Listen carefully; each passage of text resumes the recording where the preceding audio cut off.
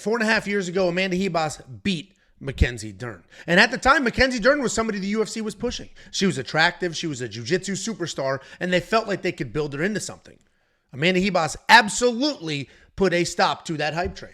But here we are, 4.5 years later. They are running it back, and they are doing so as a main event. My name is Angelo. This is We Want Picks. I'm going to break down the entire UFC Vegas 101 fight card, giving you my picks, predictions, and bets. And yes, I said bets. I have 4 bets on the board right now ready to go for UFC Vegas 101. All 4 of those bets are plus money. And if you watch this show, you know I'm conservative Ange. That is not a normal thing for me. I don't go hunting for underdogs. I break down my fights, I find my picks, and then I look at the odds. Most of the time I'll look at the odds and it's like, saw that coming. No value there. This time, and maybe it's because we're so early, I went ahead, I looked at the odds, and I was like, how is this person an underdog? How is that person an underdog? I've got 2 parlays, 2 money lines ready to go. Obviously, the parlays include a little bit of favorites there, so we got some plus money slapping them together. If you want to unlock every single bet, not only for UFC Vegas 101, but all the other cards we're going to be breaking down the next couple of weeks, you can do so now. WeWantPicks.com, click Become a Member. It's freaking $10, and you unlock all the picks, the bets, the tools, and everything else.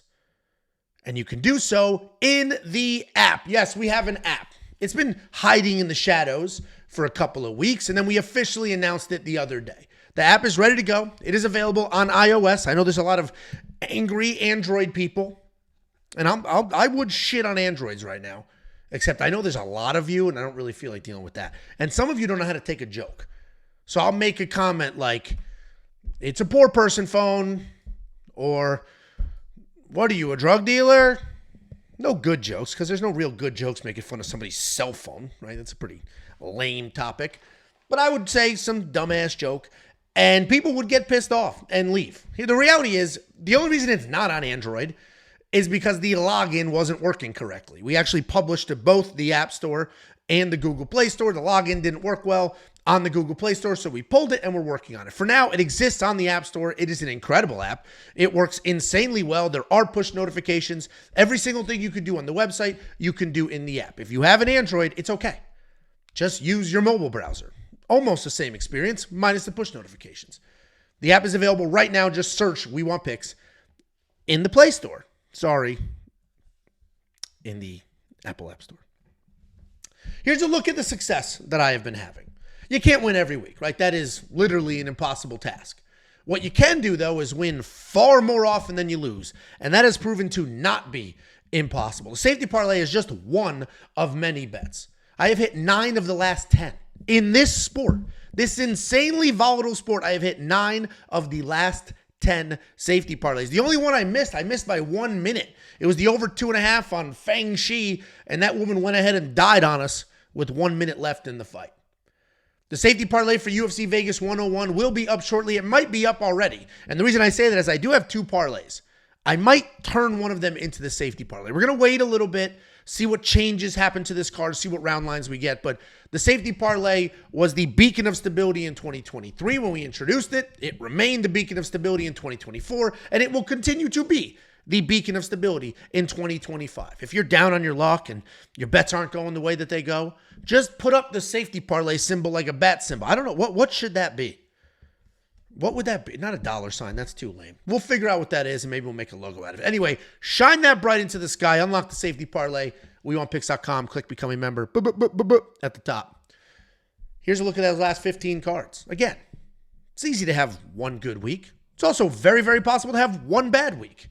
But the reality is, over the last 15 cards, we've had a lot of good weeks. 2024 overall was a spectacular year.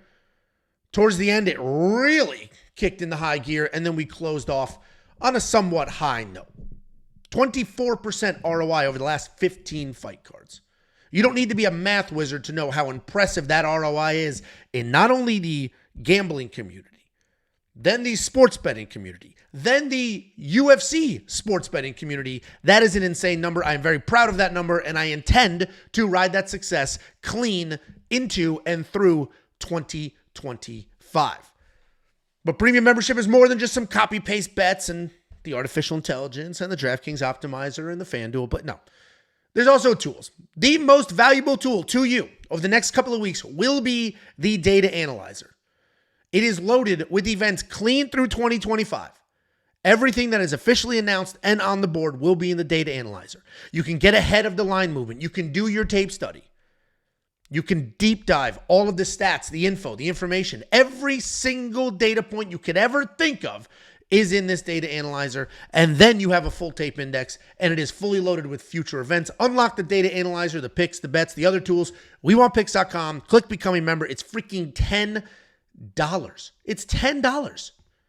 You're going to spend $10 at the checkout of Target because that little shithead kid of yours, you're like, Mommy, can I hit? Please. And you'd be like, shut up. Fine. Shut up. Grab it. Put it in the cart. You're embarrassing me. $10. Instead, get this for yourself. That kid sucks anyway. Other tools will be available as well, like the line movement tracker and the prop hunter. We are going to film a vlog. The UFC 310 vlog is out. Check that out. You got free time. What the hell are you doing? You're watching this. You should also watch the UFC 310 vlog. It was actually one of the more fun vlogs to film. It was kind of a different day in the household. We had a little bit of a party at the house. We did a couple of things. Halfway through the main event, I'm scooping human shit out of a toilet with a glove on my hand. It's disgusting, but that's what happens when you have children at your house. Check out that vlog. It is on the channel. Part of the vlog is doing a mail day. People send us letters, things for their small businesses. We got a t-shirt from a gentleman who makes t-shirts, and he wanted us to show it, wear it, shout it out, so that hopefully the intended party could see that shirt. If you want to include yourself in the mail day, you can do so now. Send whatever it is to We Want Picks, P.O. Box 406 in Prosper, Texas, 75078. And before we break down this card, quick story. There's chapters. Don't be a whiny bitch about it. You can just fast forward if you'd like. Listen, when Jacob and I attended UFC 303, it was quite the fanfare. It was wild, actually. It was crazy. Walk through the lobby of any hotel. Angelo. It was genuinely nuts. It's a weird thing to experience. I am a normal person. By no means do I think I'm anybody. I never assume anybody has any clue who we are, what we do, or anything. No clue whatsoever. But occasionally, in the UFC ecosystem, people will recognize us. Jacob was just at UFC Tampa, and he probably took 30, 40 pictures with people. Love the show. Can I get a picture? But it's never happened in real life before. Of course, you're in the vacuum of a UFC event, so that's our target audience, right? People at UFC events have a much higher likelihood of recognizing me than people at a Target. But yesterday, I was with my family. My oldest daughter plays volleyball, and it was 10:30, 11 o'clock in the morning. We were leaving this place called the Field House in Frisco. It's a huge facility. It's got basketball courts, volleyball courts, cheerleading, all the sports. We just finished up a volleyball game. My daughter won. They won their second game. My wife's the coach. Pretty proud. We're about to leave. Then all of a sudden, there's a medical emergency. One of the referees literally collapses. My wife goes running. She's an ER nurse, so this is what she does. She goes running. She's with that guy for 20 minutes. The ambulance comes. They grab him. She's like, that dude's having a stroke. Whatever. They take him away. Then as we're leaving, some people are chatting her up what was it? And you gossip. And I love gossip, so no shame there. And as I'm standing there, looking at the watch hungry, when the hell are we going to get out of here? Let's go, Tiff. Chop, chop. Somebody's walking towards me, but not towards me, right? In my general direction, they point, and he goes, I love the show, man. And my brain didn't quite process what he said. I thought it was hat related because this hat gets for some reason, a lot of attention. This is just some branded Bills hat with a reindeer on top. So I was like, oh, thanks. Very normal, neutral, nothing crazy. And then I'm standing there and I was like, wait, holy shit. Did this guy just say I love the show? Wait, hold on. Is that what I just heard? And as my brain is processing this, I'm like, wait, what? Did I just get recognized in real life from this for the first time ever? And so I'm still trying to figure all this shit out. We're walking to the car and I'm telling Tiffany, I was like, I think that guy said, nice show, man. I was like, I need to go back and shake his hand and say thank you. Because if you think about it, we have 32,000 subscribers, which is not a huge, it's a huge number, but not. But if you take society and you parse it down, in order for somebody to have any clue who the hell I am, they need to be a UFC fan. That's already a smaller subset of the world. Then that UFC fan needs to care enough about UFC to go to YouTube to do some research or to be entertained. That's an even smaller subset. Then that person has to be in the general vicinity of where I am. That is a tiny subset.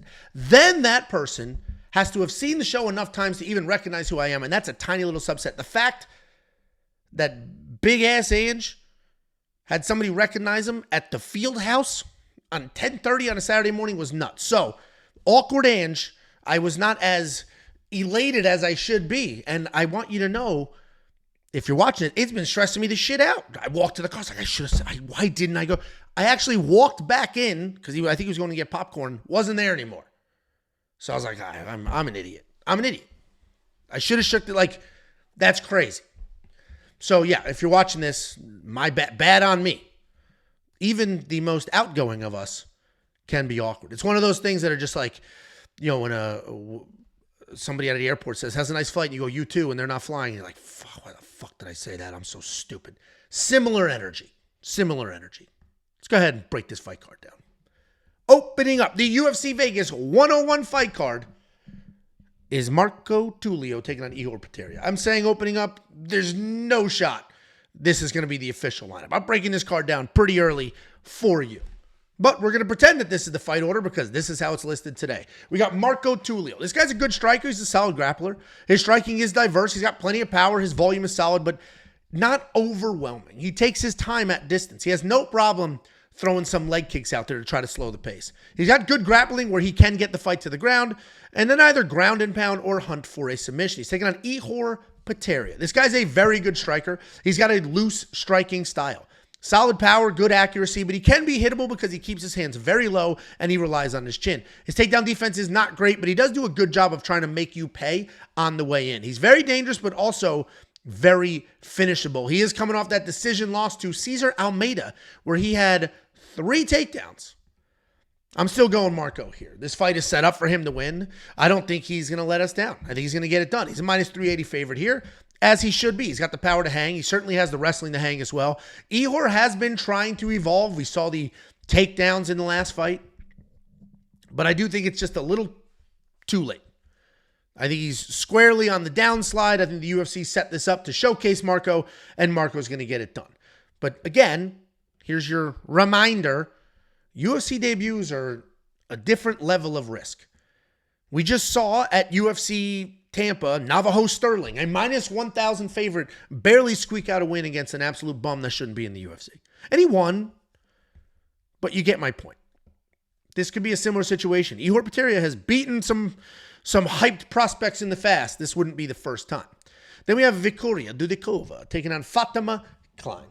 Victoria Dudakova. First of all, if you're going to do your own research, she spells her name 38 different ways. Sometimes there's a Y. Sometimes there's 2 I's at the end for some insane reason.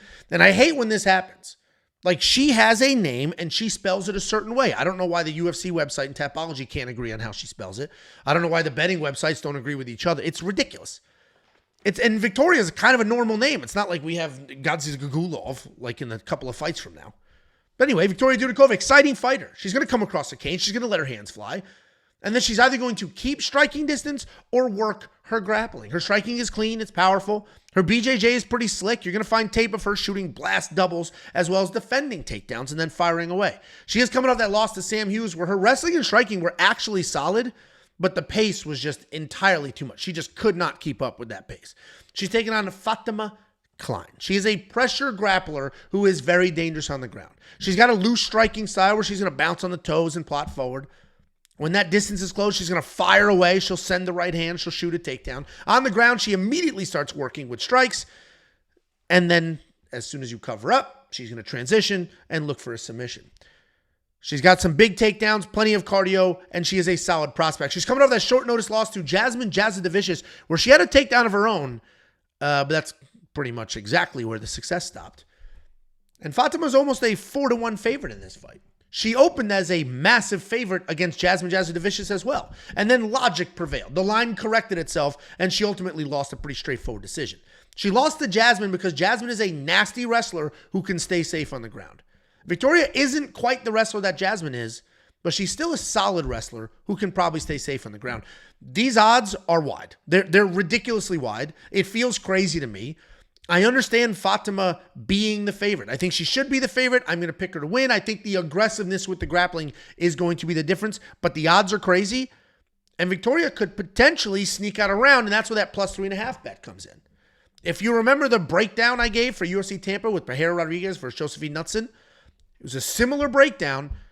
And I said, I'm going to pick Josephine because she's got the length, she's got the tools. If she can stay at distance and keep it technical, she can win. But these odds are crazy, and I'm going to go plus 3.5. I'm going to buy a round on the judges' scorecards for Potieria Rodriguez. Similar breakdown. Fatima should be able to win this fight. But do you think she finishes Victoria? If the answer is no, plus 3.5 makes sense. Do you think Victoria can win a single round on all three judges' scorecards? If the answer is yes, plus 3.5 makes sense. So we'll see what happens when those odds drop. If you have the app, you'll get a notification. If you don't have the app, download it.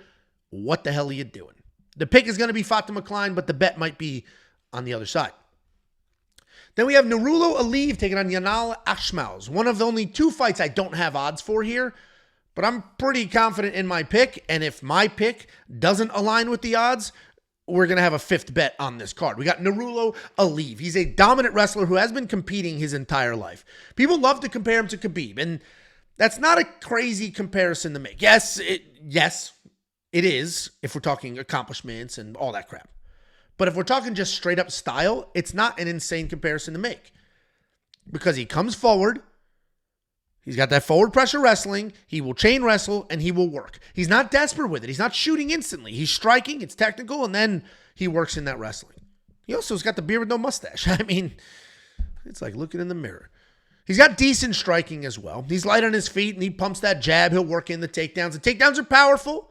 They're relentless, but they're not fast. He's not very fast.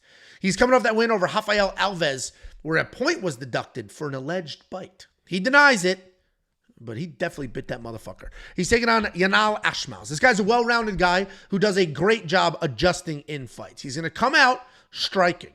He'll throw heavy. He might even work in a spinning attack and then adjust to wrestling if he's not having the success that he expected to. He's got a solid chin, very solid base. He can be heavy on top if he gets it there.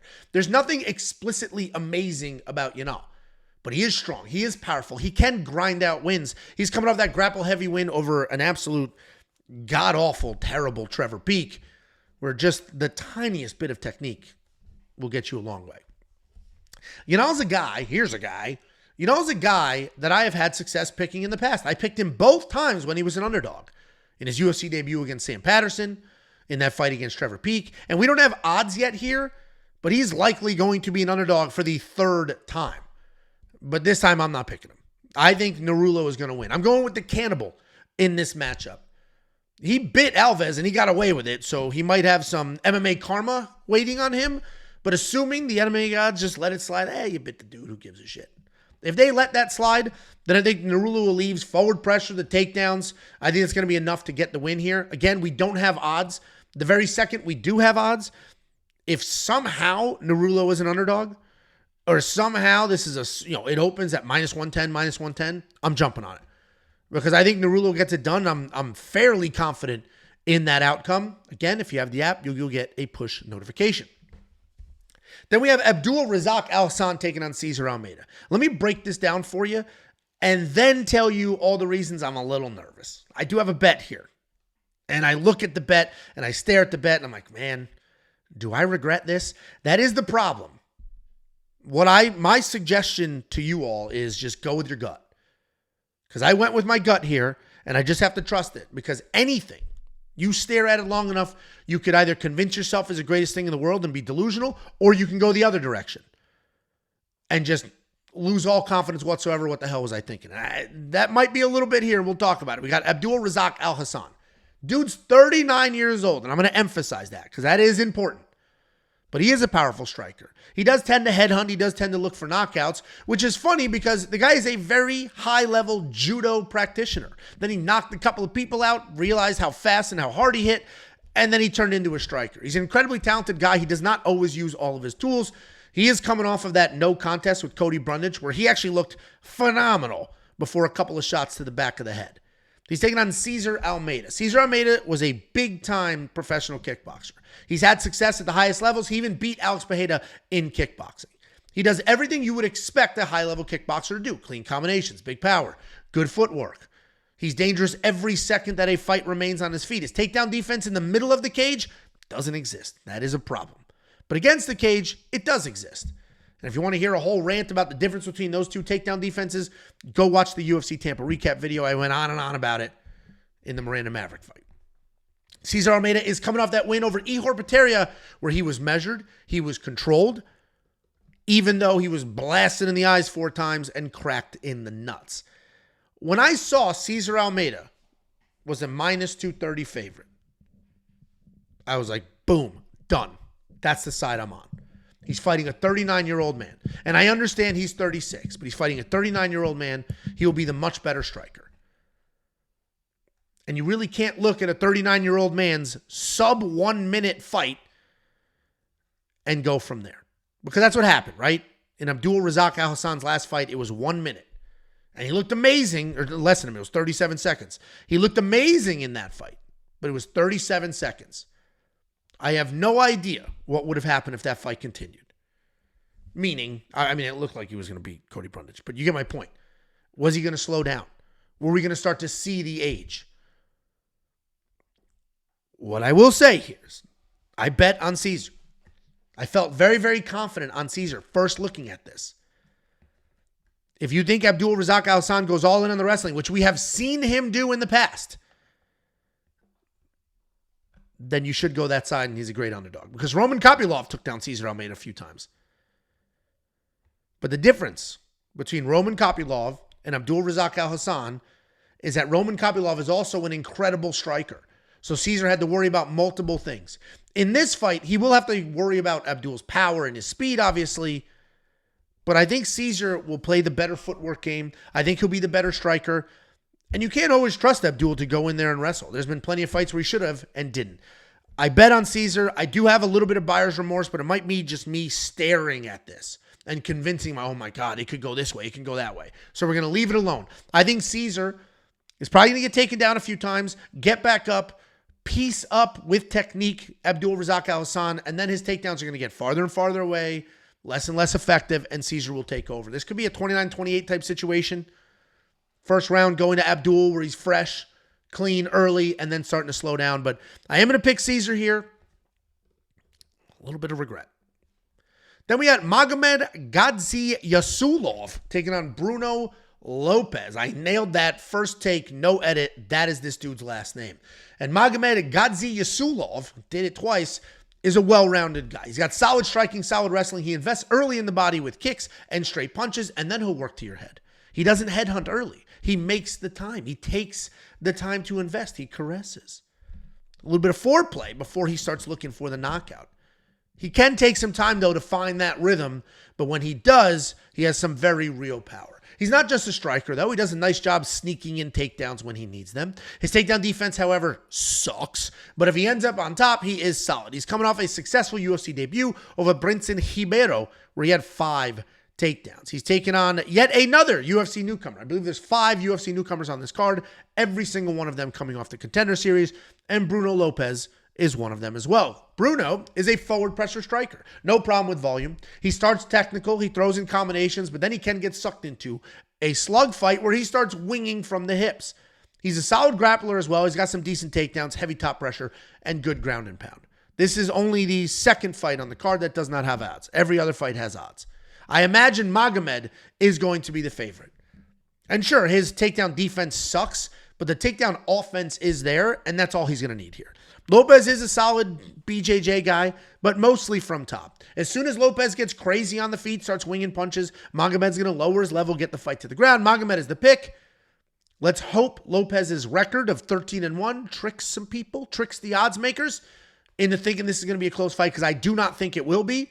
I think we're going to get some good old-fashioned wrestling, and it's probably not going to be an exciting fight, but I think the crotch sniffing will get it done. Very similar story to what we broke down earlier. If somehow Magomed's the dog, or this fight is close to even, you will see a bet from him, and you can get a push notification on the app. Then we have Jose Johnson taking on Felipe Bunes. Jose Johnson, quite literally, the longest flyweight in the history of the sport. He's a Muay Thai striker.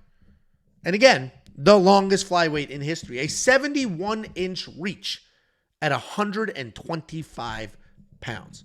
He likes to come forward. He wants to control the center. He's got speed. Obviously, he has a ton of range. He's got versatile striking where he'll use the teep kicks, those ridiculously long legs. He'll use clinch work, and he'll use traditional boxing to touch people up. He does not have the best takedown defense, but he does have some trip work for his offense, and then he's got some pretty good, solid BJJ when he is taken down. He's coming off that wrestling loss to Asu Almabayev, where he had a few moments of grappling success, a little bit of like, uh-oh. But overall, he just couldn't defend the takedowns. He's taking on Felipe Bunes. He is a BJJ black belt with very slick submissions. He's always looking for something on the ground. He's very fast in transitions and scrambles. And Felipe is not a BJJ nerd, though. He's not just going to be scooting his ass across the cage being like, hi, I'm Crone Gracie. I'm working very hard to be good at this sport. I don't care about the outcome of my last fight. I'm a new man. Let me wipe my ass on the floor. That's not Felipe Bunes. He's a modern era MMA fighter. He can grapple and strike. He could also shoot takedowns. Felipe Bunes, a pretty well-rounded guy. He loves throwing straights or overhands and then transitioning to shots. If you take him down, you will be defending submission attempt after submission attempt. He is coming off that loss to Josh Van in his UFC debut where he had a pair of takedowns before he ultimately got cracked and smacked around in the second. Jose Johnson is long. He is scary, but he cannot defend a takedown. Time and time again, he gets taken down, threatens some submissions, and then loses the fight. Felipe is too good of a grappler to get caught in a triangle choke in 2025. I see him coming forward, just sloppily bombing overhands, getting takedowns, defending the nonsense on the ground, and winning this fight.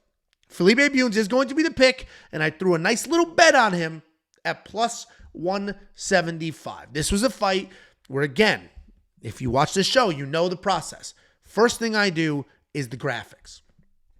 First of all, nicest graphics in this space. They will never be beaten. Nobody comes close. 90% of these bums are using Tapology. And I get it. Maybe you're pressed for time. You don't care about your product. So you're just going to use Tapology in the background. Artem, I'm talking to you. Then there's a small percentage of people who will make some graphics. Some of them look like they were made in MS Paint. Other ones look a little cleaner, but it's really just 2 pictures and the normal Tapology stats. Record, last 5. Not these. Look at this. Look at it. Pause the screen. Look at this. All the striking stats, all the grappling stats, the tail of the tape. I got the odds. I got the record in the last 5, the country of origin. I mean, holy crap. And come fight week, you get a whole nother graph. You get 2 graphics. You get a whole nother one with the opening odds, the current odds, the bet openly odds, the DraftKings number. I mean, Jesus. Anyway, back to the process. First is I do the graphics. I do the graphics before I do anything else because part of that process of typing all of this up, things will jump off the page. There's times where I'm like, holy shit, I didn't realize this guy was that old. Or like, oh my God, am I reading this correctly? This guy's striking defense is that bad? And then I'll deep dive it. So first I do the graphics. Then I set up my notes. I'm looking at notes right now. There's 14 fights to break down. I'm not going to remember every single thing about every person. So then I set up my notes. I carry over any information I took during the last fight, and I write out my notes.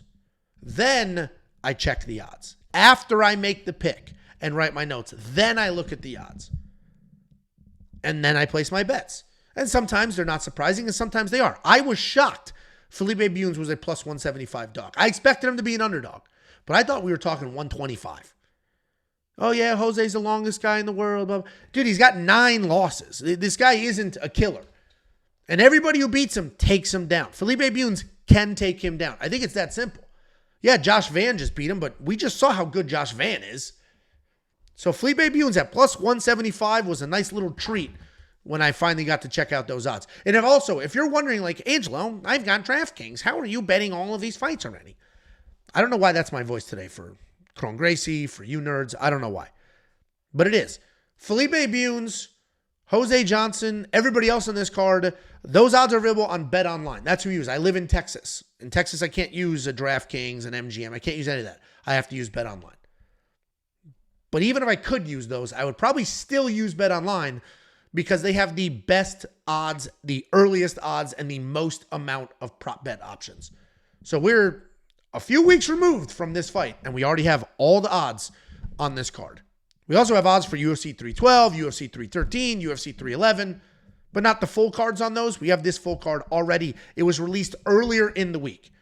If you want to explore betting with BetOnline, if you use our link, we send you $50. We have an affiliate link. Just go to wewantpicks.com/bets.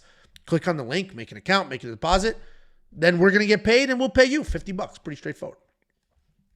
Then we have Andreas Gustafsson taking on Preston Parsons. Andreas Gustafsson, solid grappler. He's got some actual wrestling skills. And like most wrestlers, he's going to come forward, throw a ton of strikes, and those are really just designed to back you up so that he can work in a takedown. When he gets you to the ground, he's going to soften you up with elbows before looking for a submission. And despite being a grappler, he's got some very real power in his hands, and he is always looking for a finish. He's taking on Preston Parsons. Preston Parsons is a slick grappler. He has 9 submissions in 11 wins. He's a BJJ black belt who moves forward aggressively. He throws big shots. He sets up takedowns. And while he is a dangerous grappler, he can be a bit clueless when he can't get the grappling going.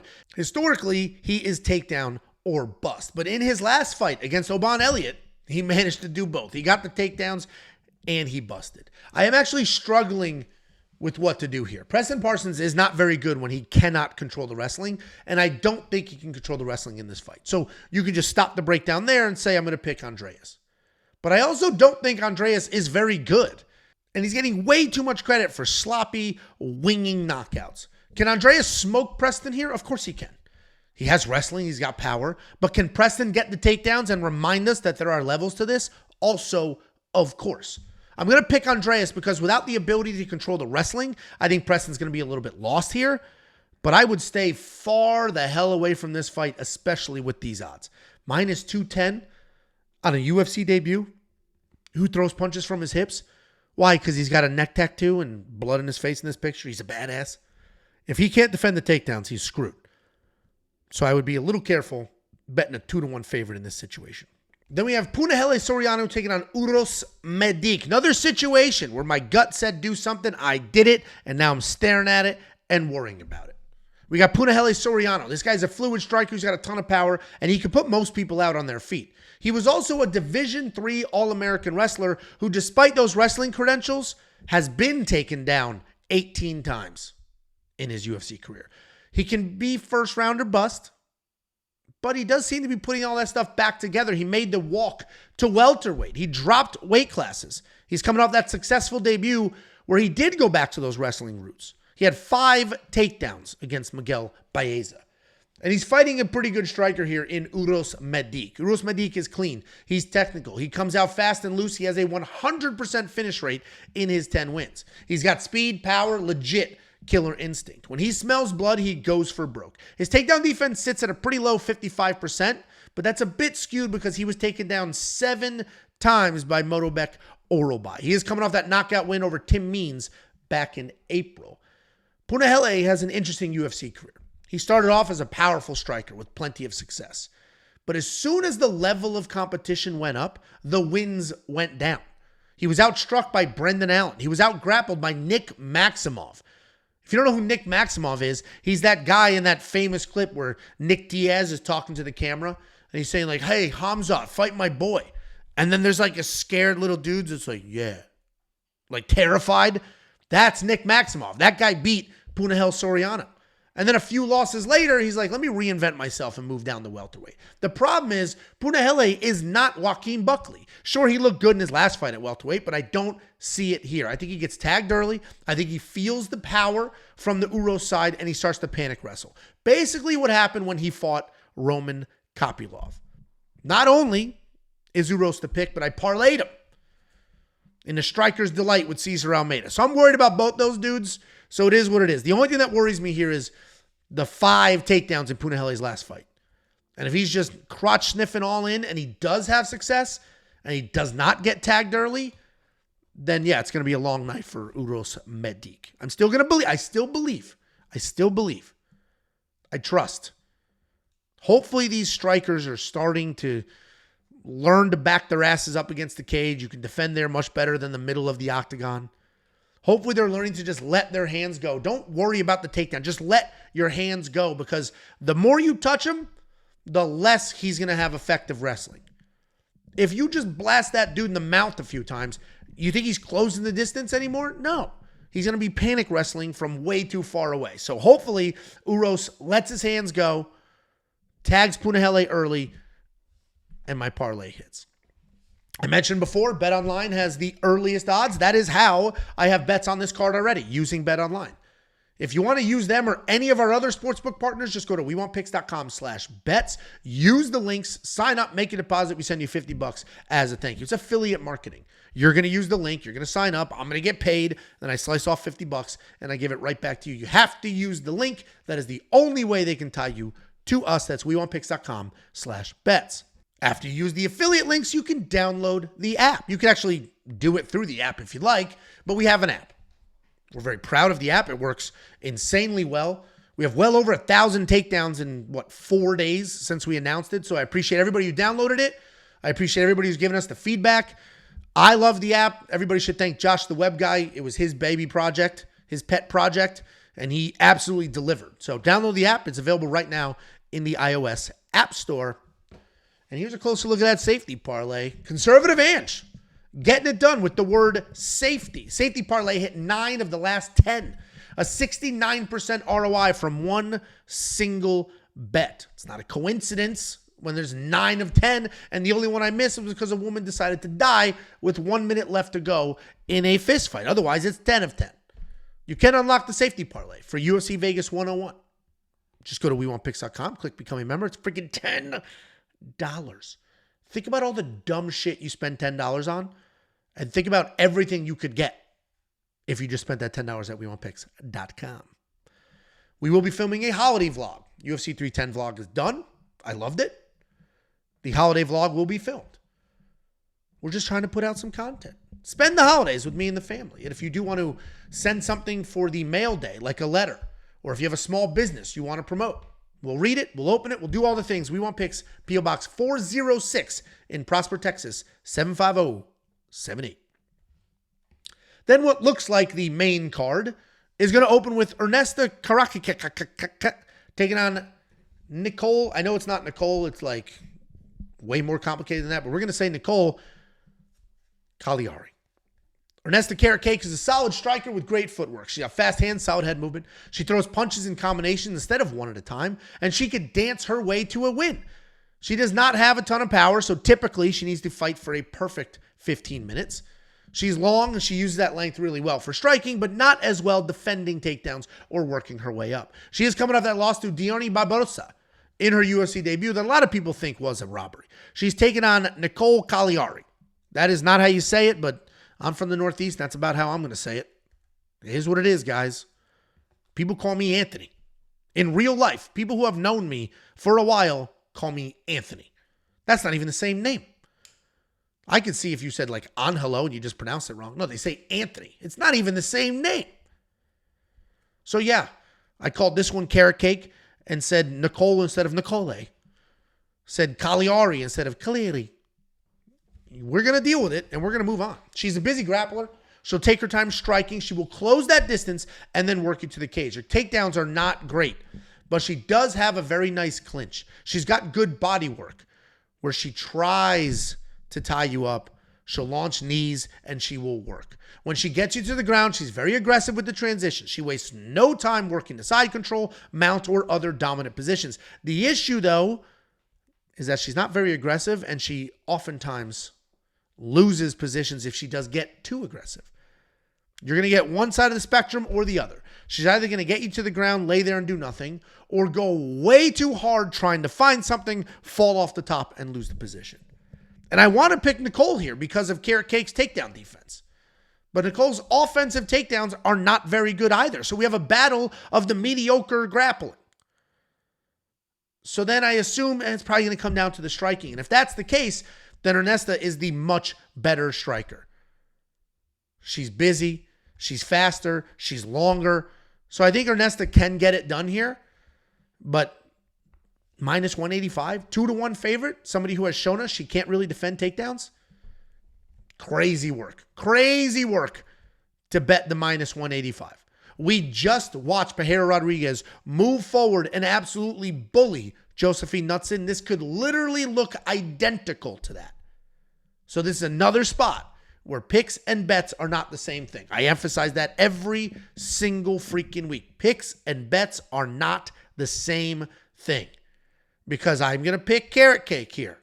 What I might do, though, is bet on Nicole with that plus 3.5 to win a single round on the judges' scorecards. We had a million questions about that this week. I don't know why, but for some reason, a ton of comments on our previous YouTube videos were like, hey, does the plus 3.5 bet pay out with this? Does it pay out with it? Running through different scenarios.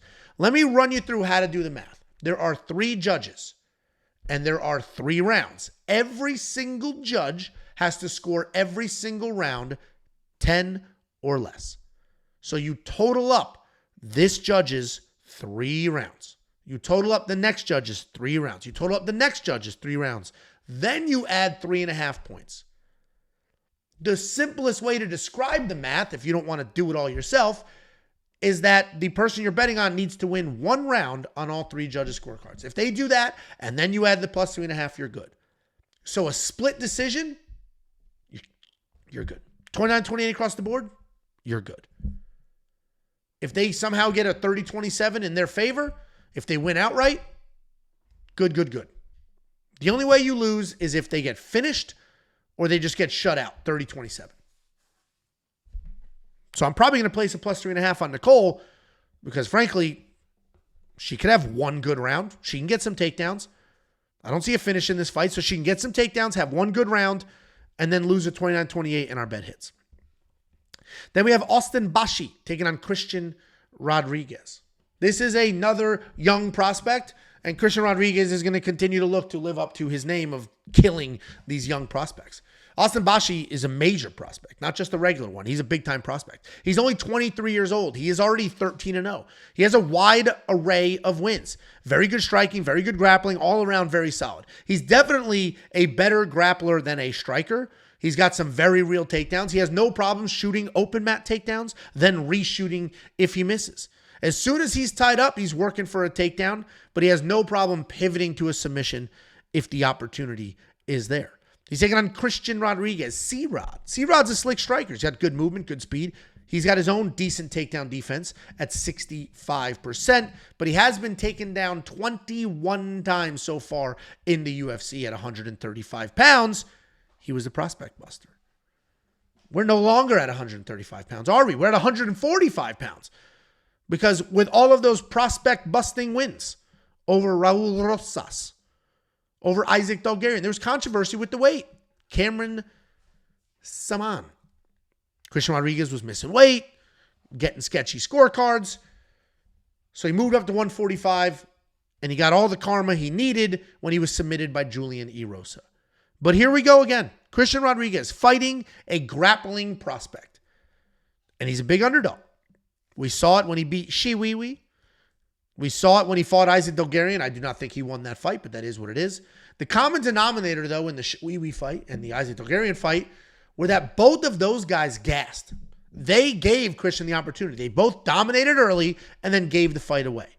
It appears as though Austin is different. He seemingly has plenty of cardio. In his 13 wins, he has 5 decisions. If you watch those, he's not really slowing down. He also is a much better striker than both of the previous gentlemen I mentioned, which means C-Rod's going to have to worry about the striking and the wrestling. Austin is going to be the pick. But damn it, if Christian Rodriguez pulls this off, the UFC needs to make like an underdog prospect killer belt or something. Like, if he beats Austin Bashi, in all seriousness, that will be the 4th prospect that he beat. And that's got to be something. That's got to be something. Austin Bashi is the pick, though, and I'm pretty confident in this. And I think these odds are fair. If Raul Rosas had this much more cardio, he wins that fight. If Isaac Dulgarian had this much more cardio, he wins that fight. I thought he won it with the cardio he had. And I think Austin Bashi will be the first one to break that trend. Then we have a battle of the olds. Santiago Ponzinibbio taking on Carlston Harris. Santiago Ponzinibbio is a very good striker. Great looking guy. Giving you the sex eyes. I believe he's the Spanish commentator which makes these breakdowns tricky. Anytime you get somebody that is already working on their next career, it's a little tricky. I have to assume that he's here and he's all in and he's fully invested and he's taking this seriously. When he is taking it seriously and he is fully invested in his career, Ponzinibbio is a good striker. He likes to stay out of the pocket. The striking is clean. He does a great job managing range. He doesn't have a ton of raw power, but he's got great volume and he works TKOs because of that volume and that pressure. He's coming off that close loss to fellow old man, Muslim Salikov, where he had 2 takedowns and he defended 5.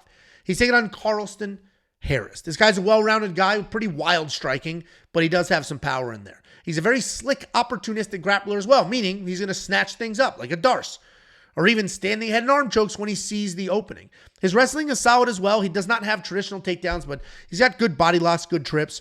As soon as you hit the mat, he's working towards something. He's coming off that early knockout loss to Chaos Williams. We got a couple of old dudes here. They're most certainly fighting for their jobs, and matchups like this get tricky. You might get a dogfight with 2 guys doing everything they can to stay relevant, or you might get a one-sided beating because one of these elder statesmen has 1 foot out the door. I have to break this down assuming that both of them are going to fight to the best of their abilities. If I apply that logic, then I like Ponzinibbio, especially as an underdog. He's got a lot of dog in him, so he's not going to quit. He's the more well-rounded of the 2. A quick glance at the record, you're going to say, oh, Ponzinibbio is 1-4 in his last 5. 3 of those fights are razor-thin split decisions. Ponzinibbio is going to be the pick, but no bets. Maybe if this line goes bananas, but no bets here. There's too many. Ponzinibbio's working on the commentating career. He's old. He's definitely fighting for his job. Like, there's too many things going on here. I'm just going to leave it alone. We'll focus on some other fights. Then we have an incredible featured fight. We got Chris Curtis taking on Roman Kopylov. This is spectacular matchmaking. This could be on a pay-per-view main card. I love this fight. We got Chris Curtis, a clean counter striker who at one point, going into his last fight, had the highest takedown defense in the middleweight division. He's got solid power in his hands. It comes from clean short punches. It catches people off guard. He works in nice leg kicks. He'll touch up the body as well. He takes his time with his shots, but he's also moving his body to stay out of the way. He's got a ton of movement, but it's subtle. So he's not like a Dominic Cruz where he's just bouncing around, running around like crazy, but he is hit very infrequently. And when he is hit, he rolled with it so it doesn't do full-blown damage. Primarily a counter striker who likes to fire back from that Philly shell. He's coming off that very close loss to Brendan Allen, where an injury late in the 5th was likely the difference between winning and losing. He's taking on Roman Kopylov. Roman Kopylov is a very good kickboxer. He has professional kickboxing experience. He picks his shots well before settling in and weaving together some nice combinations. He's 5-3 in the UFC and has essentially beaten everybody who couldn't take him down. He has an 87% takedown defense, but likely is not going to need it in this fight. He's coming off that decision win over Cesar Almeida, where a knockdown and 5 offensive takedowns reminded us of how well-rounded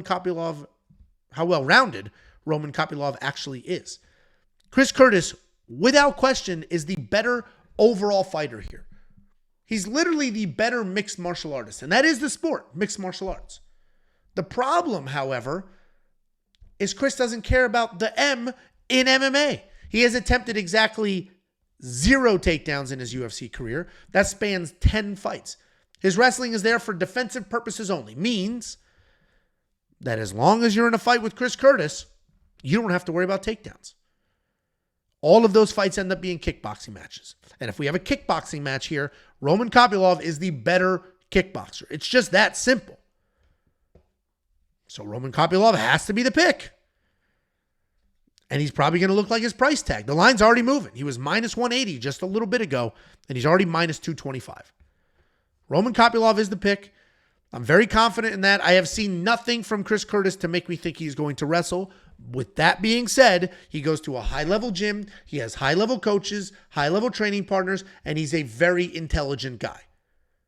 So it's not insane that Chris Curtis will come out here with an appropriate game plan and not just do more of the same against somebody who's better than him at it. If he fought Alex Pereira, would he attempt a takedown? I would assume so.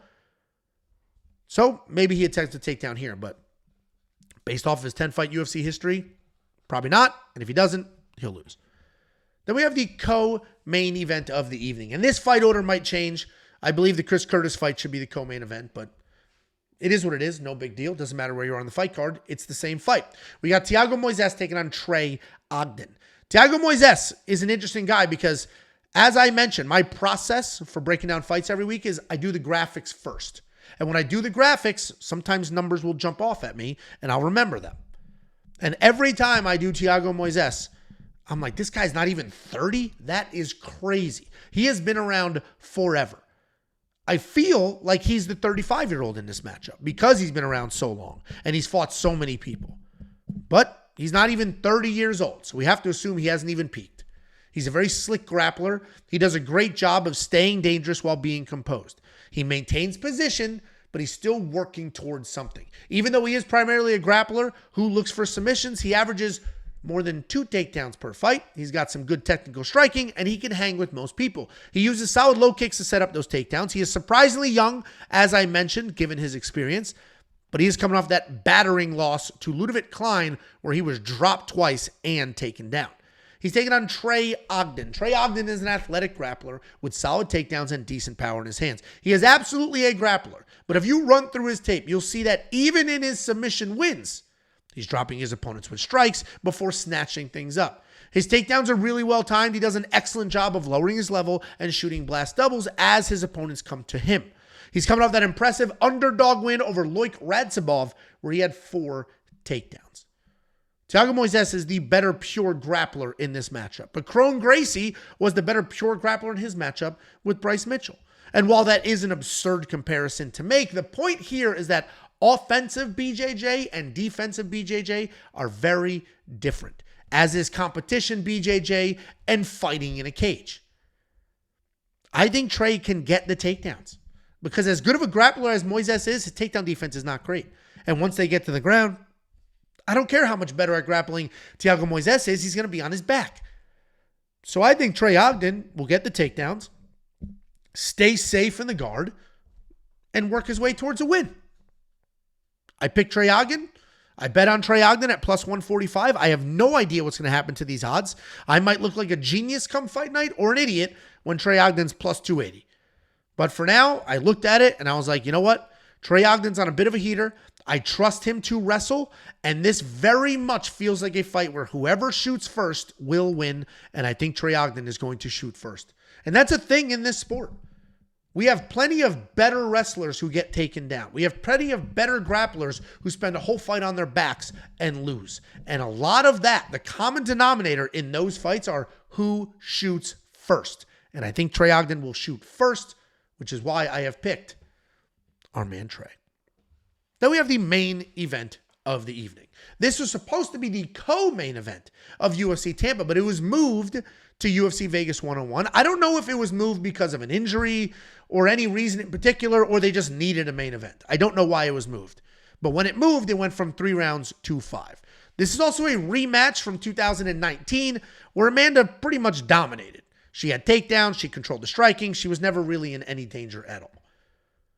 We've got Mackenzie Dern taking on Amanda Ribas. Mackenzie Dern is an amazing grappler. She has had mixed results in the UFC. While her grappling remains elite, she has not really progressed as well in the wrestling or the striking. She has a negative striking differential, a horrific 16% takedown accuracy, but she is insanely tough. She has no quit in her whatsoever, and she is coming off that incredible win over Lupi Godinez where she controlled the striking, and by some random act of God, she had 2 takedowns. And outside of being the love of Jacob's life, Amanda Ribas is a well-rounded fighter who is getting her second main event. This fight is at 115 pounds, which is the weight class best suited for her. She started her career as a grappler. She added striking, and now she's comfortable everywhere. Her striking stats are solid. She has almost a 5-3 striking differential, a 61% striking defense. Then you round her out with takedown defense and a very solid 85%. She has plenty of cardio. She's always willing to fight, but she is coming off that 125-pound loss to Rose Namajunas, where she had 4 takedowns. And anytime I break down a rematch, I need to look at the first fight and then decide, has anything changed since then? In the first fight, which was an incredibly long time ago, have those fighters evolved in a meaningful way? And if they have, I just ignore it. I just ignore it. Oh, they've evolved. They're not the same person. Who cares about that fight? If they have not, well, then I take a look at it. And then I see what happened in that fight, and I apply that logic here. And I don't think they have. And I'm not saying that in a negative way, meaning in their first fight, we had a well-rounded Amanda Ribas and a pretty one-dimensional Mackenzie Dern. We kind of still have that same matchup. Mackenzie Dern's hands looked a little better in her last fight, but they're not as good as Amanda's. She did get a couple of takedowns, but keep in mind, her last fight was against a very unreliable, inconsistent Lupi Godinez. I think Amanda Ribas is more of the same. I think this is just rounds 4 through 8. And look how fast I did that math. God, that was good. Look at me. Anyway, I think it's more of the same. In the last fight, Amanda controlled the striking, had the takedowns, was never in any danger on the ground. I think it's exactly the same thing. Amanda's the better striker still. Mackenzie Dern didn't leapfrog Amanda in the striking department. Mackenzie Dern's takedowns aren't great, so I think Amanda can still defend them. I mentioned that 85% takedown defense. And Amanda Ribas has very, very good jiu-jitsu, certainly defensively. So it goes back to everything I just said in the last fight. BJJ off your back is different than BJJ on top. BJJ in a competition is different than getting punched in the face in a cage. I think Amanda Ribas wins this the same way she won the first time. The real tragedy here is that when this was the co-main event of UFC Tampa, Amanda Ribas was an underdog, and Jacob had a ton of money on her. And then everybody wised up. She flipped to a favorite. The fight was canceled, so the bet was canceled. They've rebooked it, and now she's squarely the favorite. These odds make sense. This is where it should be. Guys, that is the breakdown. But don't forget, I have 4 bets on this card already. 3 total units out the door, 2 parlays, 2 money lines. Every single one of those bets is plus money. If you do want to unlock all of those bets, if you want to check out everything that we do, you can do so in the app. Just go to the iOS App Store, download the app, and bingo bongo, you're ready to gongo. Nah, gongo doesn't work. Ready to go. Bingo bongo, ready to go. That might work. Like chaperone. Anyway, download the app. Spent a lot of time and effort. When I say we, it was Josh. I didn't do anything. A lot of time and effort to get this app at the door. Make sure the user experience made sense, that it was logical, that everything on the website works inside the app. So download the app. Once you have the app, you'll get push notifications. You'll have access to every single thing we do, including the bets, the tools, and all that. One of those tools is the Data Analyzer. Data Analyzer is fully loaded with fight cards clean through 2025. So if you become a premium member today, not only are you going to unlock all the bets I have for UFC Vegas 101, you'll also get all the bets we're about to place for UFC 311 and the other cards, but you also get access to the tools. This tool here will give you the ability to break down tape study, to look at detailed data metrics, look at analytics for fights well into the future. February, March, all those fights. WeWantPicks.com, click Become a Member at the top. It is only $10 for an entire month. All of the other tools like the Line Movement Tracker, the Prop Hunter, and everything else will also be available, including this random roofer from New Zealand who happens to break down fights at an autistic level. There will be non-UFC fight cards during this holiday break, and Artem will give you those picks, those bets, and those breakdowns. WeWantPicks.com. Click Become a Member. Guys, I appreciate every last one of you. The only way I know how to show my appreciation is to do this every single Sunday, regardless of what's going on. So thank you for the watch. Thank you for all the support, and I'll see you throughout this entire break.